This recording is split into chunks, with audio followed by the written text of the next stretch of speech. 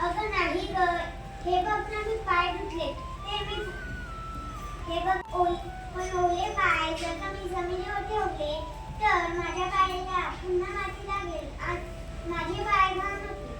अरे वेड्या, मग काय झालं? पायाला थोडी माती लागेल, त्याने काय बिघडेल? चल घरात येऊ लवकर. छे, मुळीच नाही. मी एवढ्या कष्टाने पाय धुतले ते मी पुन्हा घाण होऊ देणार नाही. तू आधी मला पाय पुसायला दे, मगच मी पुढे येईल. श्याम, तू पण माझी हट्टी आहेस. थांब, फडके शोधायला थोडा वेळ लागेल. हे बघ, मी माझे ओझे पसरते, तू त्यावर पाय पुसून घे.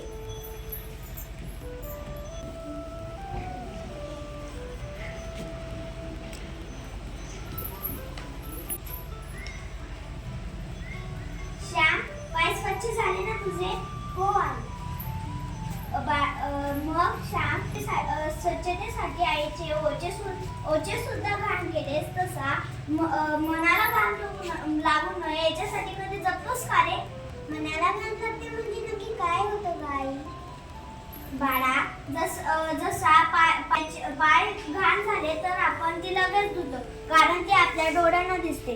पण खोटं बोलणं, कोणाचं हेवा करणं, एखाद्याला वाईट शब्द वापरणं ही मनाला लागलेली घाणच असते, जी डोळ्यांना दिसत नाही, परंतु ती माणसाचं सुंदर आयुष्यच घाण करते.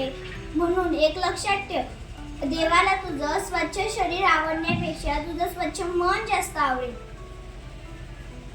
हो आई, आज तू मला खरं शिक्षण दिलं. इथून पुढे मी कधीच मनाला घाण लागू देणार नाही. जसं पायांच्या बाबतीत जगले तसं मनाच्याही बाबतीत जगले.